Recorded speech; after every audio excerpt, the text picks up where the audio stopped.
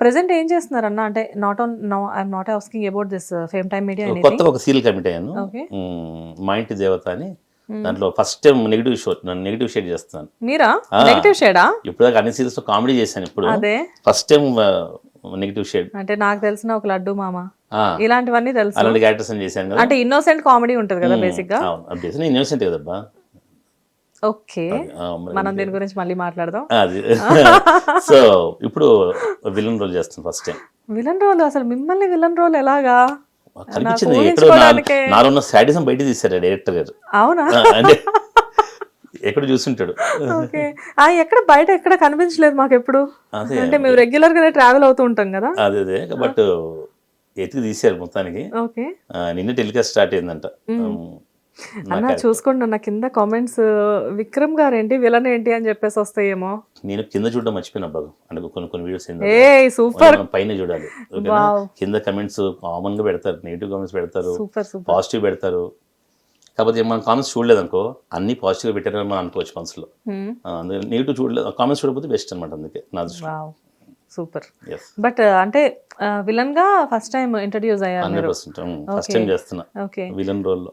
ఎందుకన్నా మీరు కానీ శ్రీవాణి గారు కానీ జనరల్ గా ఇంత పాపులారిటీ ఉన్నా కానీ సీరియల్స్ కి ఎందుకు స్టిక్ అయిపోయి ఉన్నారు, మూవీస్ కి ఎందుకు వెళ్ళరు? అంటే డే వన్ నుంచి కూడా నాకు కానీ శ్రీవాణికి కానీ ఏదో ఒక సీరియల్ యాక్ట్ చేయడం ఇష్టం అనమాట. అంటే జనాలకి దగ్గర ఉన్నట్టు అనిపిస్తుంది, జనాలతో టచ్ లో ఉన్నట్టు అనిపిస్తుంది అనమాట.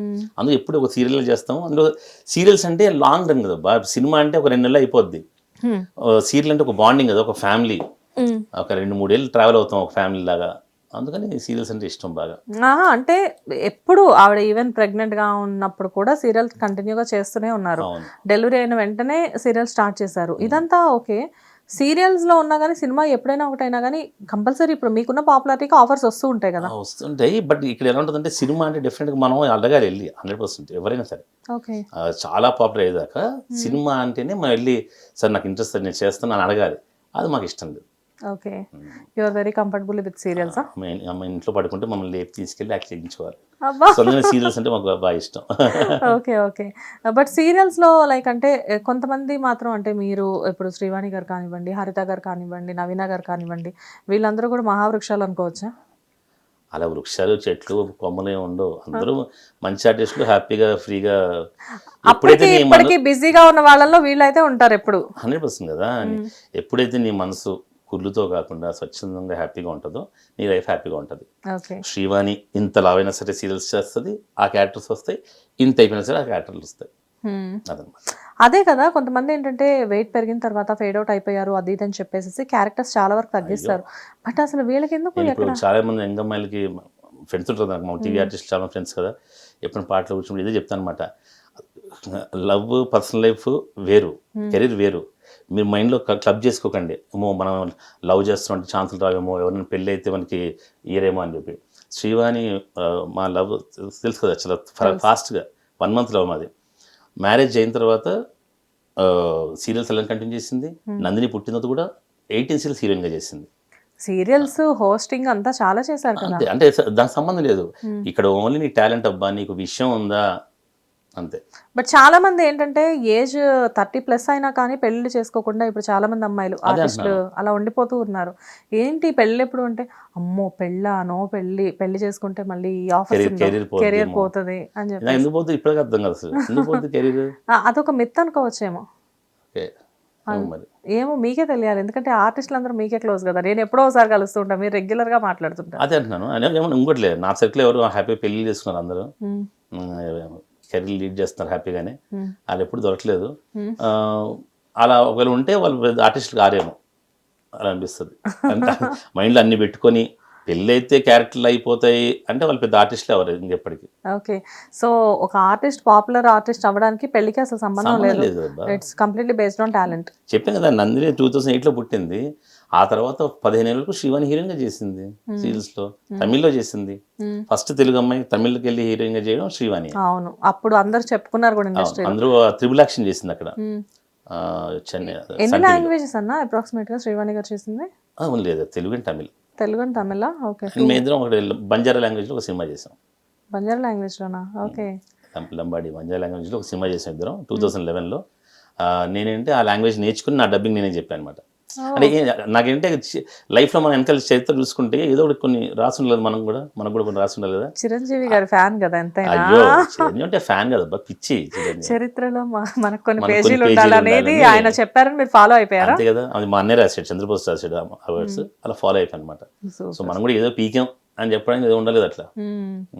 ఏంటండి ఈ మధ్యన రెగ్యులర్ గా చూస్తున్నా, అది అన్ఎక్స్పెక్టెడా లేకపోతే తెలిసి జరుగుతుందా? మన శ్యామ్ గారితో ఎప్పుడు ఎయిర్పోర్ట్ లో పిక్స్ అలా క్లిక్ అయిపోతున్నాయి. అదే మన శ్యామ్ ప్రసాద్ గారు అంటే నిజంగా నాకు చాలా అంటే బేసికల్ గా టీవీ ఇండస్ట్రీలో జబర్దస్త్ అనేది నిజంగా చాలా మంది లైఫ్ ని జబర్దస్త్ చేసింది 100%. సో అంత మంచి థాట్ ఆబ్వియస్ గా మా మల్లెమాల శ్యామ్ ప్రసాద్ గారు కదా, అనుకోకుండా ఎందుకో కలుస్తాం అట్లా ఎయిర్పోర్ట్ లో. అదే కదా, మీరిద్దరే అలా. నా స్టేటస్ చూసావు నువ్వు? ఇన్స్టాలో పెట్టలేదు ఇంకా. ఇన్స్టాలో కదా, స్టేటస్ లోనే చూసా. అంటే రోజా గారి బర్త్డే అప్పుడు ఒకసారి చూసాను మిమ్మల్ని, మళ్ళీ మొన్న మధ్యలో ఎప్పుడో ఒకసారి చూసాను, మళ్ళీ మొన్న 3 days బ్యాక్ చూసా. వీళ్ళిద్దరూ అనుకొని కలుస్తున్నారా తెలియకుండా డిఫాల్ట్ కలుస్తారు? అదే మొన్న చెప్పాను, అన్న మీరు ఎప్పుడు ఇలా అనుకోకుండా ఎయిర్పోర్ట్ లో కలుస్తుంటే చాలా వింత అసలు అని చెప్పి అందుకు మళ్ళీ సెల్ఫీ దిగాను అనమాట. ఓకే అన్న, మల్లెమాలతో మీకు ఎలాంటి అనుబంధం ఉంది? చాలా మంచి అనుబంధం. అంటే ముఖ్యంగా శ్రీదేవి డ్రామా కంపెనీలో మంచి మంచి ఎపిసోడ్స్ ఇచ్చారు. డెఫినెట్గా ఎప్పటికీ మనసులో గుర్తుపెట్టుకుంటాను. మల్లెమాల అంటే డెఫినెట్ చాలా ఇష్టం. అందులో ఆ స్టేజెస్లో కూడా, ఆ ఈవెంట్లో కూడా నన్ను శివాన్ని బాగా హైలైట్ చేస్తారు బాగా. ప్లస్ నేను శివాన్ని నందిని ముగ్గురిని చేసింది కూడా మల్లెమాల ప్రొడక్షన్సే కదా. అసలు మల్లెమాల కానివ్వండి లేకపోతే జ్ఞాపిక కానివ్వండి, ఈ రెండు మాకు మాతృ సంస్థలు అనుకోవచ్చు. అంతే. ఎందుకంటే ఇక్కడ ఫ్యామిలీ స్టార్స్ వీటిల్లో చూస్తే కూడా ఎంత మంది కపుల్స్ ఉన్నా ఫోకస్ ఎక్కువ మీ ఇద్దరి మీద ఉంటుంది. అంటే ఇంకా జ్ఞాపిక మన అనిల్ అన్నయ్య ప్రవీణ్ గారు అయితే మాకు ఓన్ అనమాట, సొంత అన్నయ్యలానే. అంత ర్యాప్ ఉంటుంది మాకు. ప్లస్ బేసికల్గా వాళ్ళకి చాలా ఇష్టం, శ్రీవాణి అంటే ముఖ్యంగా చాలా ఇష్టం. అందుకే ఆవిడ ఫస్ట్ సీరియల్ ప్రొడక్షన్ చేసింది శతమానం భవతి. శ్రీవాణికి ఫోన్ చేసింది ప్రవీణ గారు, సే నువ్వు చేస్తా అంటేనే ఇది ప్రొడ్యూస్ చేస్తాను డైరెక్ట్. అంటే వాళ్ళు అప్పుడు ఓన్లీ గేమ్ షోసే కదా. శతమానం భవతి అక్క నేను చేస్తాను అక్క, అత్త రోలు నువ్వే చేయాలి, మెయిన్ నువ్వే అని శతమానం భవతి స్టార్ట్ చేశాను. అక్కడే కదా శ్రీవాణి గారు అత్తగా ఇంట్రడ్యూస్ అవ్వడం. ఎస్, అత్త కూడా పవర్ఫుల్ అత్త బాగా. ప్రవీణ గారు కాబట్టి ఒప్పుకొని చేసింది. అండ్ రోజా గారు జబర్దస్త్ స్టేజ్ మీద కూడా చెప్పారు నా లక్కీ చామ్ శ్రీవాణి, ఎందుకంటే మోడర్న్ మహాలక్ష్మి అని అప్పుడు అది ప్రొడ్యూసర్ వాళ్ళనే. ఫస్ట్ ఎపిసోడ్ శ్రీవాణి అనమాట, విన్నర్ శ్రీవాణి. రోజా గారిది ఫస్ట్ యాంకరింగ్, రోజా గారిది ఫస్ట్ యాంకరింగ్ అనమాట. సో నా ఫస్ట్ లక్కీ చామ్ అని జబర్దస్త్ స్టేజ్ మీద కూడా చెప్పింది. రోజా గారు కూడా మీ ఫ్యామిలీకి చాలా క్లోజ్ కదా. నాకు సొంత అక్కలానే. బేసిక్ గా మీరు చెన్నై వెళ్తూ అంటే ఆమె చూసి కొన్ని నేర్చుకోవచ్చు అనమాట. స్థితప్రజ్ఞత అంటారు కదా, అంటే నువ్వు ఎన్ని టెన్షన్స్ ఏమున్నా సరే వర్క్ మాత్రం ఎక్కడ డిలే అవ్వదు. అంటే సారీ మర్చిపోయాను అనే విషయం ఉండదు అనమాట. ఇప్పుడు ఏదో టెన్షన్లో ఉన్నావు అయినా సరే, విక్రమ్ ఎక్కడ దాకా వచ్చారమ్మా, క్యాబ్ ఎక్కారా అని మెసేజ్ చేస్తారు. అలా అందరితో అలా కాంటాక్ట్లో ఉంటుంది. అంటే తన బ్రెయిన్ అలా ఉంటుంది. రోజక్క దగ్గర చూసి నేర్చుకోవచ్చు నిజంగా. స్థితప్రజ్ఞత అంటారు కదా. అంటే ఆవిడ మీద చాలా కాంట్రవర్షియల్స్ వస్తూ ఉంటాయి, రోజా గారి మీద వస్తుంటే అందరి మీద వస్తుంటాయి. లేదంటే ఎంతైనా కానీ ఇప్పుడు ఒక ఆర్టిస్ట్ గా కాంట్రవర్షియల్స్ రావడం వేరు, ఒక పొలిటీషియన్ గా కాంట్రవర్షియల్స్ రావడం వేరు. బట్ అయినా కానీ అసలు వాటన్నిటిని బేర్ చేసి ఆవిడ బయటకు వచ్చిన తర్వాత మళ్ళీ అదే నేను ఎలా ఉంటుందో నాకే ఆశ్చర్యం వేసింది అనమాట. ఏంటి అక్క ఎలా ఉంటుంది, ఓ పక్కన ఇంత సెలబ్రేషన్ జరుగుతుంటాయి, ఓ పక్కన ఎవరో కామెంట్లు చేస్తుంటారు, ఓ పక్కనే పొలిటీషియన్లు తిడుతుంటారు, అయినా సరే ఆయన బాగున్నారా, భోజనం ఏంటి, సాంబార్ ఏం చేసా, ఇంత న్యాచురల్గా ఉంటుంది అనమాట.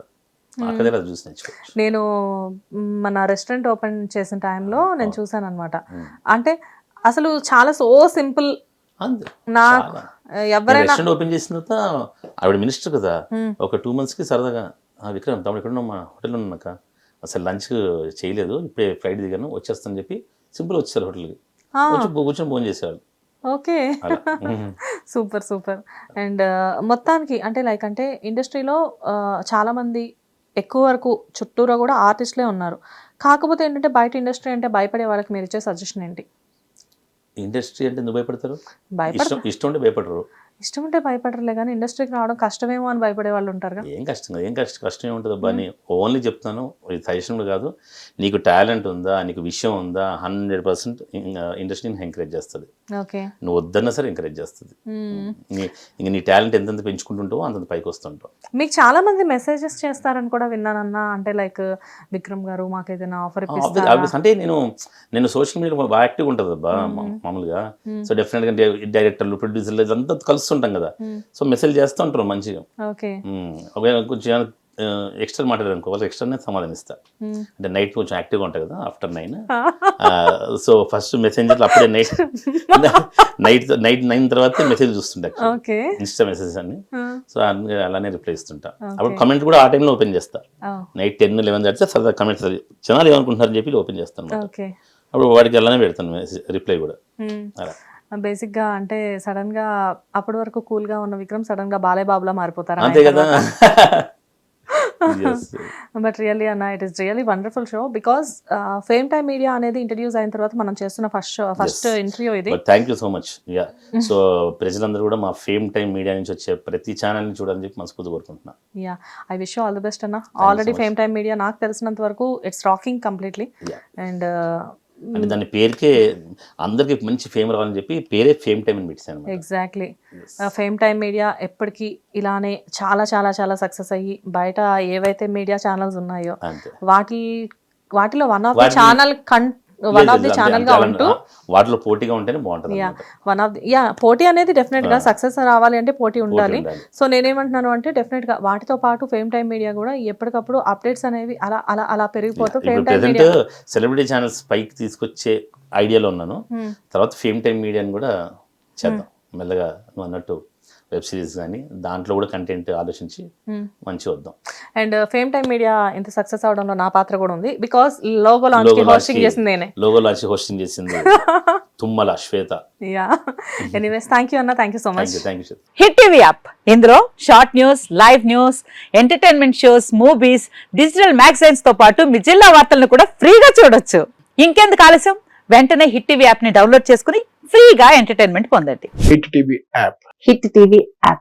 Please download hit TV app. Hit TV app ని ఫ్రీగా డౌన్లోడ్ చేసుకుని ఎంజాయ్ చేయండి. మీకు నచ్చిన ఎంటర్టైన్మెంట్ కోసం హిట్ టీవీ యాప్ ని ఫ్రీగా డౌన్లోడ్ చేసుకుని ఎంజాయ్ చేయండి. హిట్ టీవీ యాప్ ని డౌన్లోడ్ చేసుకుని ఆస్వాదించండి, ఆశీర్వదించండి. ఇంతమంది సెలబ్రిటీలు హిట్ టీవీ యాప్ ని డౌన్లోడ్ చేసుకోండి అని చెప్తున్నారంటే ఎంత మంచి యాప్ ఆలోచించండి. అమెరికా అమెరికా అమెరికా అమెరికాలో చదవాలనుకునే వాళ్ళకి విశ్వసనీయమైన పేరు మన శౌర్య కన్సల్టెన్సీ. UK లో 1 year masters, UK లో 1 year masters, 2 years work permit up to 5 years visa. Contact Saurya Consultancy. Contact 89851 89851.